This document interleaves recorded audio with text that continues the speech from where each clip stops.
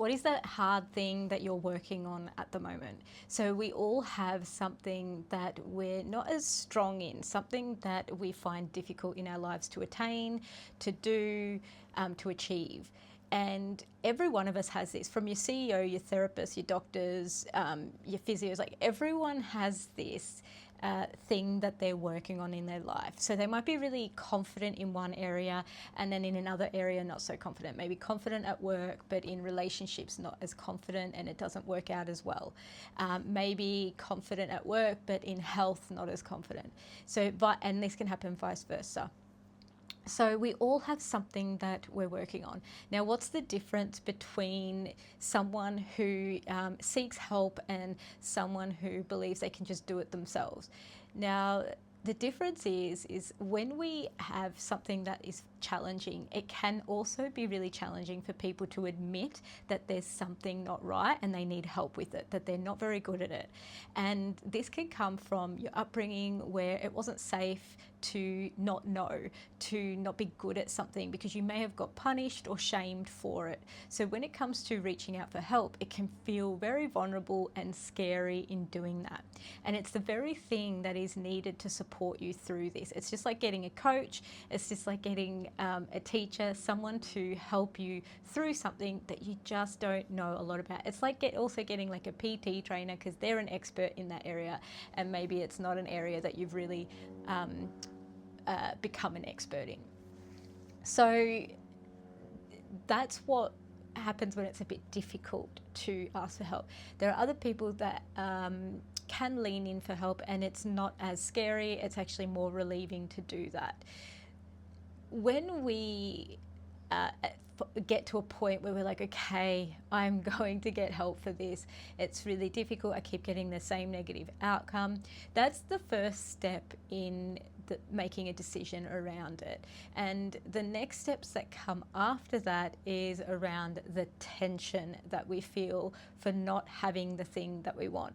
It's the vulnerability, the practice of trying to attain that thing, the uncovering of maybe why we find it difficult and the pain and hurt that we've been through in the past trying to attain this thing.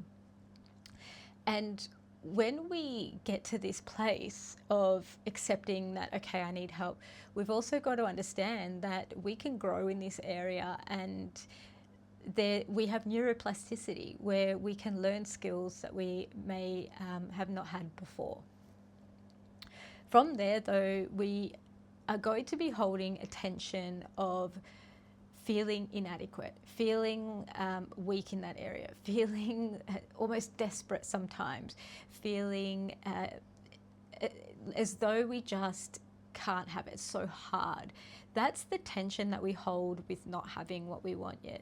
That's when our addictive tendencies come in, our relief strategies come in, our coping mechanisms come in, the quick fixes may come in, the bypassing of trying to get the thing. And that is all a distraction to attaining the thing that we want. Because in order for us to attain it, we need to shift our identity. So to shift your identity takes work. It takes inner reflection, it takes integration, it takes embodiment, it takes practice and new habits, it takes getting support from the outside, it takes really saying to yourself, I don't know, and it's okay that I don't know, and I'm going to lean into support.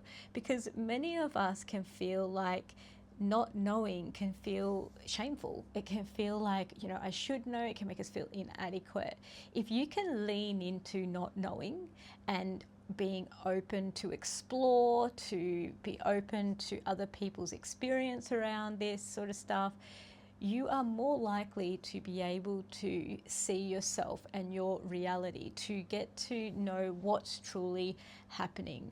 When we're not willing to open ourselves up to information to come in, what happens is we are only willing to see ourselves and our own abilities in that space. And so we tend to try to do things on our own. And we bypass the relationship with another, which would give us a lot more information and feedback to support us in our decision making. So I'm in week 3 of the decision making course, and we have been doing a lot of experience-based self-reflection and group work. So I do a little bit of education, but mostly it's about engaging my clients in embodiment and integration work.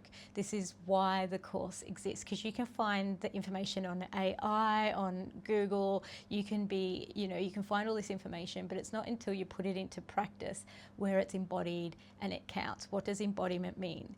Really, it means to connect to self, all parts of yourself, to really feel into experiences and to understand that and connect and attune to other people. If we know something intellectually, we're not fully connected to ourselves or other people. We understand it on an academic, intellectual level, but we're not quite connecting it to our body, our feeling state.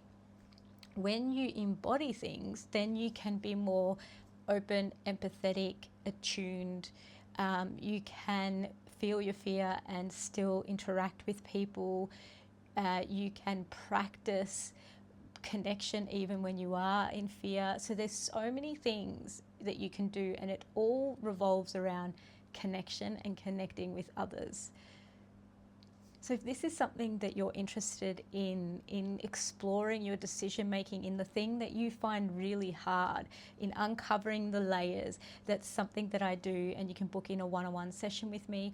I will be starting the course up again in August. There'll be another round of the 12-week decision making program also.